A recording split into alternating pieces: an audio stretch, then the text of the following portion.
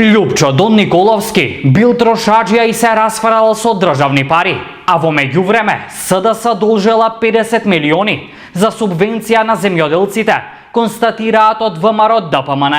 Дон Николовски за времето додека бил министер во Министерството за земјоделство, шумарство и водостопанство потрошил 16.000 евра за кафеани и ресторани, а во исто време земјоделските производи на нашите земјоделци скапувале по нивите затоа што немале пласман.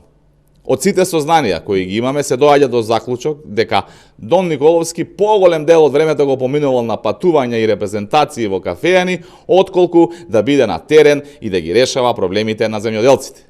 И наместо да најде начин како да исплати над 50 милиони евра за останати субвенции на земјоделците, тој се шетал низ Европа и САД. И на ниту едно патување не избрал економичен хотел, а карти се плаќани по неколку стотини евра, во исто време се трупале долгови кон земјоделците.